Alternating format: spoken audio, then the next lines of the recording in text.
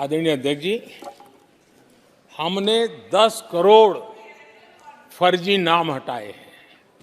अभी लोग पूछते हैं पहले इतना आंकड़ा था, क्यों कम हुआ? आपने ऐसी व्यवस्था बनाई थी कि जिस बेटी का जन्म नहीं हुआ उसको आपके यहां से विधवा पेंशन जाते थे। और ऐसे सरकारी योजनाओं को मारने के जो रास्ते थे ना, 10 करोड़ फर्जी नाम बंद किए। ये जो परेशानी है ना इन चीजों की है, क्योंकि रोजमर्रा की काय उनकी बंद हो गई है। आदरणीय अध्यक्ष जी, हमने ये फर्जी नामों को हटाने से करीब करीब 3 लाख करोड़ रुपया फर्जी हाथों में जाने से बचाया, गलत हाथों में जाने से बचाया। देश के टैक्स पेयर का पाई पाई बचाना और सही काम में लगाना, इसके लिए हमने जीवन खपा रखे हैं। आदरणीय अध्यक्ष जी, सभी राजनीतिक दलों को भी सोचने की जरूरत है और समाज में भी जो लोग बैठे हैं उनको देखने की जरूरत है। आज देश का दुर्भाग्य है, पहले तो क्लासरूम में भी कोई अगर चोरी करता था, किसी की कॉपी करता था, तो वो भी 10 दिन तक अपना मुंह किसी को दिखाता नहीं था। आज जो भ्रष्टाचार के आरोप जिन पे सिद्ध हो चुके हैं, जो जेलों में समय निकाल करके पैरोल पर आए, आज वॉशिंग मशीन से भी बड़ा कंधे पे लेकर के महिमा मंडन कर रहे हैं ऐसे चोरों का सार्वजनिक जीवन में। कहां ले जाना चाहते हो देश को तुम? जो सजा हो चुकी है, मैं ये तो समझता हूं कि आरोप जो है उनके लिए तो आप सोच सकते हैं, लेकिन जो गुनाह सिद्ध हो चुका है, जो सजा काट चुके हैं, जो सजा काट रहे हैं, ऐसे लोगों का महिमा मंडन करते हो आप? कौन सा कल्चर और देश की भावी पीढ़ी को क्या प्रेरणा देना चाहते हो आप? कौन से रास्ते और ऐसी कौन सी आपकी मजबूरी है?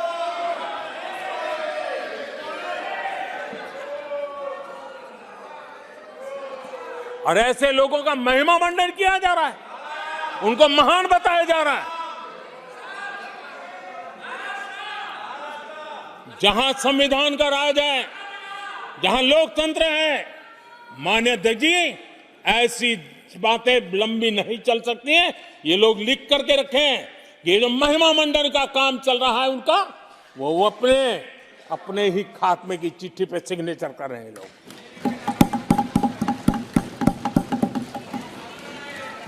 आदरणीय अध्यक्ष जी, जांच करना ये एजेंसियों का काम है।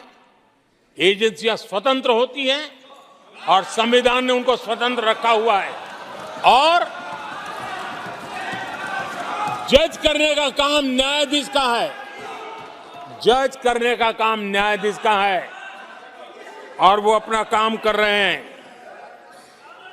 और अध्यक्ष जी, मैं इस पवित्र सदन में फिर से दोहराना चाहूंगा, जिसको जितना जुल्म मुझ पर करना है कर ले, मेरी भ्रष्टाचार के खिलाफ लड़ाई चलती रहेगी।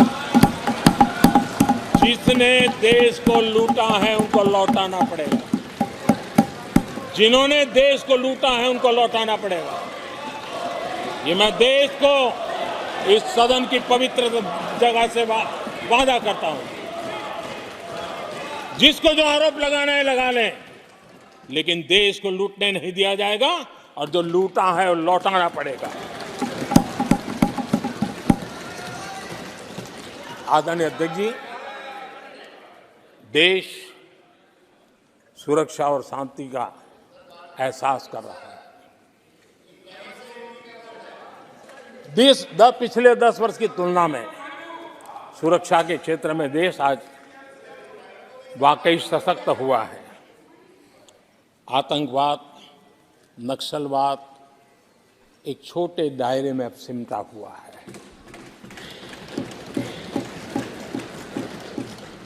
लेकिन भारत की जो टेररिज्म के प्रति जीरो टॉलरेंस नीति है। आज पूरे विश्व को भी भारत की इस नीति की तरफ चलने के लिए मजबूर होना पड़ा। भारत की सेनाएं सीमाओं से लेकर के समंदर तक अपने सामर्थ्य को लेकर के आज भी उनकी ताकत है। हमें हमारी सेना के पराक्रम पर गर्व होना चाहिए। हम कितना ही उनके मोरल तोड़ने की कोशिश करें, मुझे मेरी सेना पर भरोसा है। मैंने उनके सामर्थ्य को देखा है। कुछ राजनेता सेना के लिए हल्के फुल्के शब्द बोल दें, इससे मेरे देश की सेना डिमोरलाइज होगी। ये सपनों में कोई रहते तो निकल जाए। देश के मूड को वो खत्म नहीं कर सकते। और किसी के एजेंट बन करके इस प्रकार की भाषा अगर कहीं से भी उठती है, देश कभी स्वीकार नहीं कर सकता है। और जो खुलेआम देश में अलग देश बनाने की वकालत करते हैं,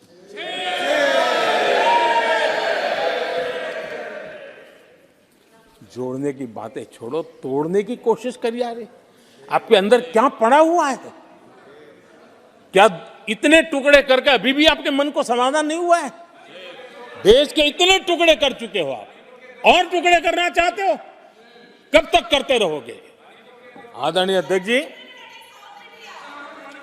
इसी सदन में अगर कश्मीर की बात होती थी तो हमेशा चिंता का स्वर निकलता था, छिटाकशी होती थी, आरोप प्रत्यारोप होते थे।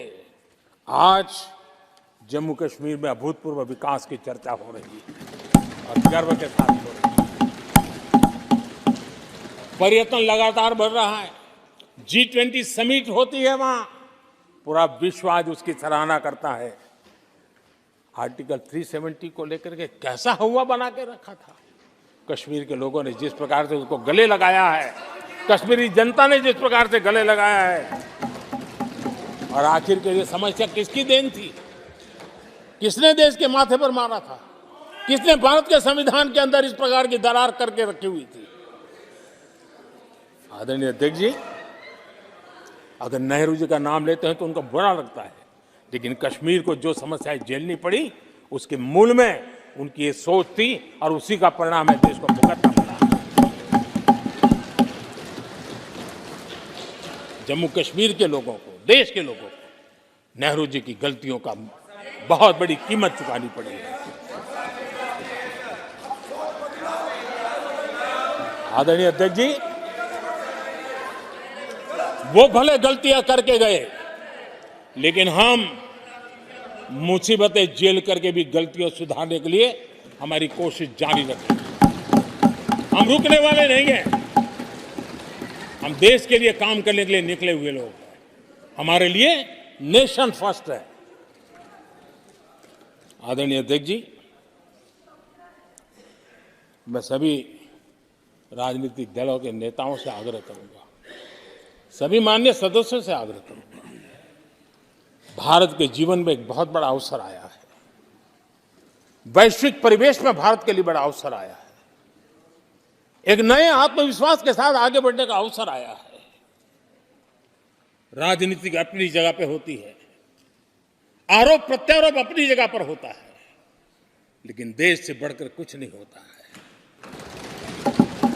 और इसलिए आइए मैं निमंत्रण देता हूं आपको, कंधे से कंधा मिलाकर के हम देश के निर्माण के लिए आगे बढ़े। राजनीति में किसी भी जगह पर रहते हुए भी राष्ट्र निर्माण में आगे बढ़ने में कोई रुकावट नहीं आती। आप इस राह को मत छोड़िए। मैं आपका साथ मांग रहा हूं, मां भारती के कल्याण के लिए साथ मांग रहा हूं। मैं विश्व के अंदर जो अवसर आया है उस अवसर को भुनाने के लिए आपका साथ मांगता हूं। मैं आपका सहयोग चाहता हूं 140 करोड़ देशवासियों की जिंदगी को और समृद्ध बनाने के लिए और सुखी बनाने के लिए। लेकिन अगर आप साथ नहीं दे सकते हैं और अगर आपका हाथ ईंटें फेंकने पर ही तुला हुआ है, तो आप लिख करके रखिए, आपकी हर ईंट को मैं विकसित भारत की नींव मजबूत करने के लिए बता रहा हूं। आपके हर पत्थर को मैं विकसित भारत के जो सपनों को लेकर के हम चले उसकी नींव मजबूत करने के लिए मैं लगाऊंगा और देश को हम उस समृद्धि की ओर लेके जाएंगे। जितने पत्थर उछाल लीजिए, आपका हर पत्थर भारत के समृद्ध, भारत के विकसित भारत के सपने को समृद्ध बनाने के लिए हर पत्थर को मैं काम में ले लूंगा। ये भी मैं आपको विश्वास दिलाता हूं। आदरणीय अध्यक्ष जी, मैं जानता हूं साथियों की तकलीफें मैं जानता हूं, लेकिन वो जो कुछ भी बोलते हैं मैं दुखी नहीं होता और दुखी होना भी नहीं चाहिए, क्योंकि मैं जानता हूं ये नामदार है, हम कामदार हैं और हम कामदारों को तो नामदारों से सुनना ही पड़ता है जी। तो नामदार कुछ भी कहते रहें, कुछ भी कहने का उनको तो जन्मजात अधिकार मिले हुए हैं और हम कामदारों को सुनना होता है। हम सुनते भी रहेंगे और देश को सहजते भी रहेंगे, देश को आगे बढ़ाते रहेंगे। आदरणीय अध्यक्ष जी, आपने मुझे इस पवित्र सदन में आदरणीय राष्ट्रपति जी के उद्बोधन को समर्थन करने के लिए बोलने का अवसर दिया। मैं आदरणीय राष्ट्रपति जी के उद्बोधन को समर्थन देते हुए धन्यवाद प्रस्ताव पर आभार व्यक्त करते हुए मेरी वाणी को विराम देता हूं।